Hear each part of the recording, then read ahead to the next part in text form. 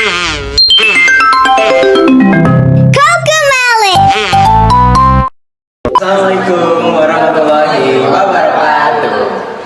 Shalom, Om Swastiastu, Namo Buddhaya, salam kebajikan bagi kita semua. Halo semuanya, perkenalkan kami dari kelompok 8 akan mempresentasikan video tentang seputar pendalaman alat medis. Tapi sebelumnya, mari kita perkenalan. Pertama-tama, perkenalkan saya ketua kelompok yaitu Kena Asisira Mama. Saya Leticia Timbuleng. Saya Keilana Musnia. Saya Grace Dines. Saya dari Segara Al-Hafiz. Nah, bisa kalian lihat di sini, kita udah ada di RSUD Pagelaran. Coba lihat belakangnya. Asik. Nah, kami di sini akan mengobservasi mengenai alat, dimulai dari definisi hingga contoh kasus mungkin yang akan kami bawakan. Kenapa kita membawakan alat defibrillator ini? So, what are you guys waiting for? Let's find out. Yay! Nah, teman-teman, kalian perlu ketahui bahwa penyakit kardiovaskular itu menjadi isu global nomor 1 sebagai tingkat kematian tertinggi. Pada tahun 2022, di Amerika sebanyak 700.000 orang tewas akibat kardiovaskular. Salah satunya kebanyakan akibat PF. Nah, PF ini kondisi di mana jantung bergetar secara tidak normal. Nah, kenapa sih bisa sampai 700.000 orang tewas? Itu karena mungkin banyak sekali orang yang terkena PF itu di jalan-jalan, di rumah, karena PF itu tidak terkendali, tidak harus di rumah sakit atau di mana. Jadi penanganan itu tidak cukup untuk menangani pasien tersebut. Nah, kenapa sih kita harus belajar analisis defibrillator ini? Yang pertama untuk memahami prinsip dan mekanisme kerja alat defibrillator. Yang kedua untuk mengetahui resiko dan keamanan dari defibrillator itu sendiri. Dan yang ketiga adalah mengetahui jenis-jenis defibrillator yang akan kita ketahui. Nah, apa sih defibrillator itu? Defibrillator merupakan alat medis yang dimana menembakkan arus listrik bertekanan tinggi yang nantinya tuh secara singkat untuk meredakan atau mereset kembali jantung untuk bekerja dengan normal. Nah, perangkat ini tuh ada bermacam-macam jenisnya. Ada 4. Yang pertama ada AED atau Automatic External Defibrillator, yang dimana itu sering banget ditemuin di jalan-jalan raya, di stasiun dan lain-lain. Yang kedua ada defibrillator manual, yang dimana itu tuh defibrillator pro yang biasanya ada di ICU untuk rumah sakit. Yang ketiga ada WCD, yang dimana itu tuh dipakai jadi wearable cardioverter defibrillator. Ini tuh buat rehabilitas pasien yang terkena penyakit gitu, implan jantung. Nah, yang terakhir ada ICD, yang dimana implan cardioverter defibrillator. Ini tuh kayak pacemaker gitu, yang dimana ini tuh versi bagusnya defibrillator untuk memantau secara real time, dan untuk kalau emang lagi terjadi PF itu bakal ngasih gelombang listrik secara otomatis. Oke, sekarang kita masuk ke desain alat. Gimana sih atau apa aja sih bagian-bagian dan fungsi dari bagian-bagian di alat defibrillator yang telah kami observasi? Yang pertama itu ada external pedal. External pedal ini berfungsi sebagai perangkat atau antarmuka sarana untuk mengantarkan listrik ke dada pasien dalam rangka untuk memperbaiki irama jantung yang kacau. Nah, selanjutnya ada mode select. Mode select ini digunakan untuk memilih mode atau beralih mode antara manual dan otomatis. Perbedaannya apa? Kalau pada manual, besar tegangan listrik itu ditentukan oleh operator, sedangkan pada otomatis itu ditentukan oleh mesin dari defibrillator tersebut gitu. Selanjutnya ada energi select button. Sesuai dengan namanya, ini digunakan untuk menentukan besar energi yang nanti akan keluar di external pedal.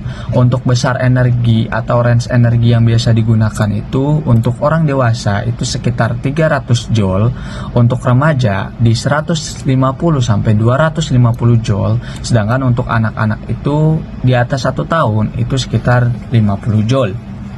Nah, next ada charge button. Charge button digunakan untuk mengumpulkan energi yang dibutuhkan alat tersebut untuk mencapai tegangan yang memang dipilih tadi di energi select gitu. Selanjutnya ada shock button. Shock button ini digunakan untuk mengirimkan energi listrik ke external pedal ketika sudah terpenuhi.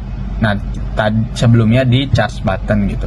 Jadi ketika memang energinya sudah terpenuhi, maka shock button akan dipencet dan energi listrik akan keluar nanti di external pedal yang kemudian bisa diteruskan ke bagian dada pasien untuk membenahi atau membetulkan irama jantung pasien yang kacau. Ada beberapa tombol menu juga di sini yang digunakan untuk memantau bagaimana aktivitas jantung pasien, karena memang defibrillator ini dia sudah di built-in dengan EKG di dalamnya. Terus ada navigation knob untuk melihat ataupun untuk menavigasi bagaimana kondisi jantung pasien melalui EKG. Ada beberapa lampu notifikasi di situ, ada AC power, ada battery indikator dan lain-lain. Terus ada screen. Nah, di sini screen ini digunakan untuk menampilkan atau menunjukkan bagaimana kondisi jantung pasien melalui perangkat EKG. Di sini juga sebenarnya tidak terlihat. Di sini ada 6 elektroda yang memang nanti akan dipasang di jantung pasien untuk dalam rangka ya mengontrol ataupun menavigasi bagaimana kondisi jantung pasien melalui EKG gitu. Nah, untuk penempatan elektrodanya sendiri itu ada 2, masing-masing di tangan kanan dan tangan kiri, pergelangan tangan kanan dan pergelangan tangan kiri. Kemudian ada pergelangan kaki kanan dan pergelangan kaki kiri. Selanjutnya ada di bagian dada untuk 2 elektroda sisanya. Selanjutnya ada recorder yang ditunjukkan untuk ya sebagai nanti buat rekaman dan sebagainya. Oke, sekarang kita lanjut ke mekanisme alat. Gimana sih defibrillator itu berfungsi ataupun bekerja untuk memperbaiki kondisi-kondisi jantung pasien yang sangat kritis seperti fibrilasi ventrikel, gagal jantung, aritmia dan lain-lain. Tapi sebelum kita masuk ke situ, kita harus tahu dulu nih, kenapa sih kok jantung itu bisa berdetak dan bisa secara teratur berdetak gitu? Kenapa kok bisa ventrikel itu berkontraksi setelah atrium kosong? Nah, ternyata ada organ yang mengatur hal tersebut. Ada 2 organ penting yang berfungsi sebagai pengatur ataupun mungkin pacemaker alami atau pemacu jantung alami dari tubuh manusia gitu. Yang pertama itu ada nodus sinoatrial. Nodus sinoatrial ini terletak di atrium sebelah kanan, berfungsi sebagai pengirim impuls listrik yang akan memicu kontraksi otot sehingga jantung berdetak. Yang kedua itu ada nodus atrioventrikular. Nodus atrioventrikular ini terletak di antara atrium dan ventrikel yang berfungsi sebagai pengatur lalu lintas, simpelnya gitu. Jadi dia sebagai penghambat impuls listrik dari nodus sinoatrial agar si atrium itu kosong dulu gitu, baru si ventrikel berdetak. Jadi tidak terjadi kekacauan ataupun kegagalan dalam kinerja jantung itu sendiri. Nah, defibrillator itu berfungsi membantu ataupun mereset kondisi jantung yang kacau dengan kejut listrik gitu.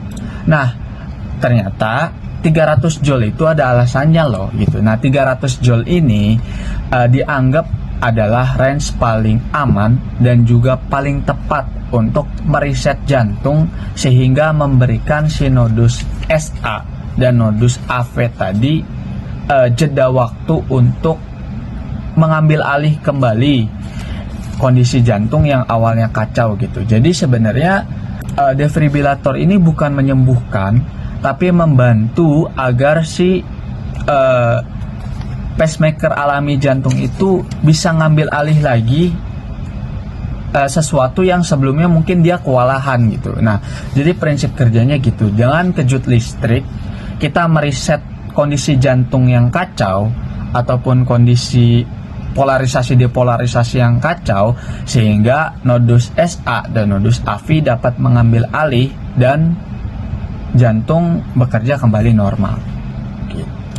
Nah, oke, selanjutnya aku akan membahas perbandingan antara CPR, ECT, dan defibrillator. Ketiga tindakan ini sering disalahartikan sebagai hal yang sama karena sama-sama berkaitan dengan kondisi gawat dan penggunaan tekanan atau listrik. Namun, sebenarnya ketiganya memiliki prinsip kerja, tujuan, dan indikasi yang sangat berbeda. Nah, untuk itu, aku akan mulai membahas perbedaan dari prinsip kerjanya. Nah, kalau CPR itu bekerja secara mekanik, yaitu dengan menekan dada pasien secara ritmis yang bertujuan untuk membantu memompa darah secara manual ketika jantung tidak mampu bekerja secara efektif.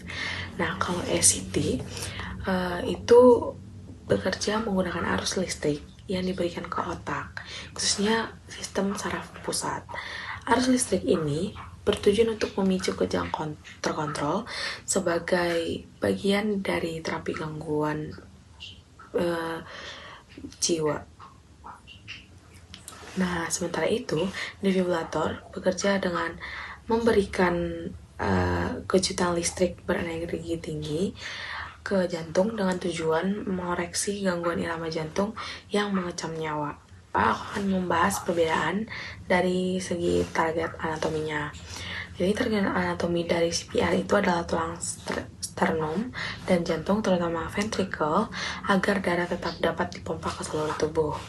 Sedangkan di ECT ini targetnya adalah otak, terutama di bagian lobus frontal dan temporal yang berperan dalam regulasi emosi dan perilaku. Sedangkan defibrilator menargetkan otot jantung atau miokardium dan sistem konduksi listrik jantung untuk menormalkan irama jantung. Perbedaan tujuan fisiologisnya di CPR ini adalah sebagai tindakan buying time, yang dimana dia mempertahankan aliran darah dan oksigen ke organ vital, terutama otak, sampai penanganan definitif dapat dilakukan. Nah, yang kedua itu ECT, ini bertujuan sebagai terapeutic reset atau meriset aktivitas kimia dan listrik otak dalam rangka terapi gangguan mental berat seperti depresi berat atau skizofrenia tertentu. Nah, defibrilator memiliki tujuan sebagai definitive reset, yaitu menghentikan aktivitas listrik jantung yang kacau dan mengembalikan irama jantung ke kondisi normal. Bedaannya dari segi efek pada fibrilasi ventrikel atau VF. Pada kondisi fibrilasi ventrikel, CPR tentu tidak dapat menggantikan VF karena ini hanya mempertahankan sirkulasi darah secara sementara.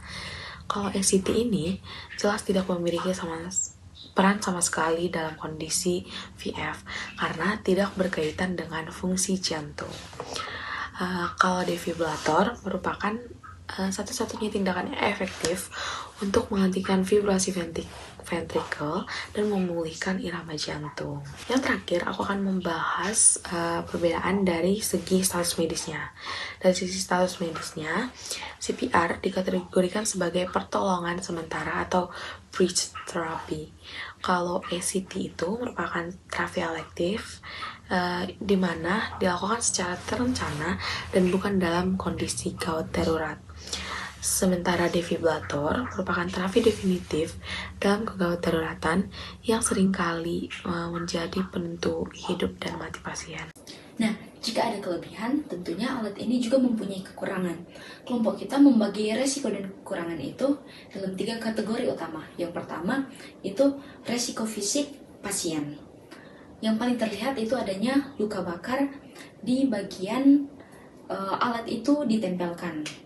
Dan juga setelah proses itu, kemungkinan pasien akan mengeluh nyeri dada karena trauma listrik dan kejang otot yang kuat. Yang kedua, risiko terhadap fisiologis jantung. Akan terjadi disfungsi miokard, di mana otot jantung akan melemah untuk sementara.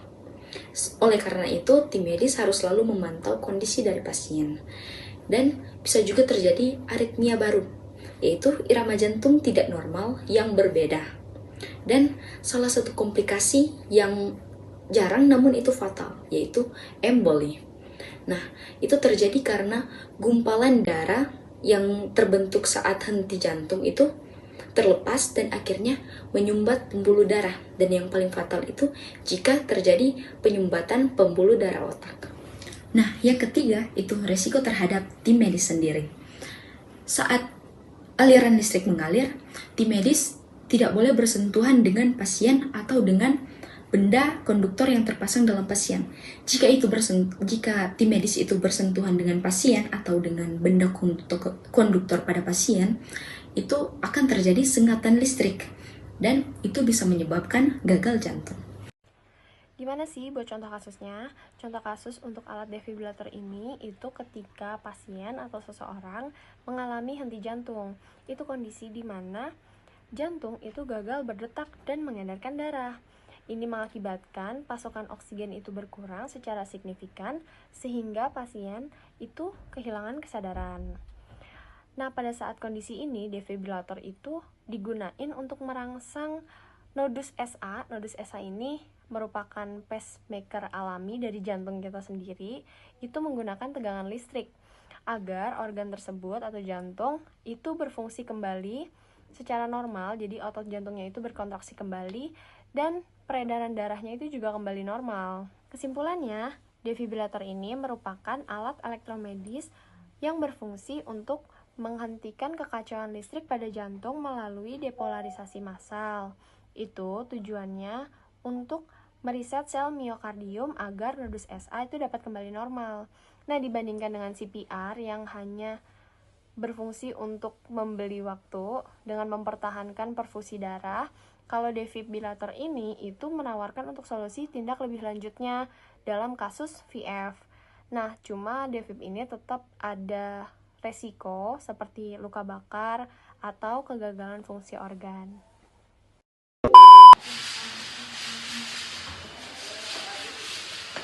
Video ini pas kita salaman.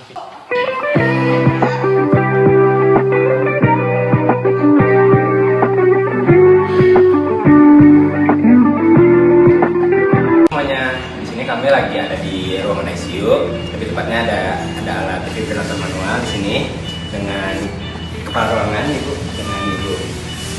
Oke, ini ibu. Mungkin nanti bakal kita wawancara dan juga demonstrasi alat serta kita juga bakal mencari tahu apa aja part-part dari alat tersebut. Check it out.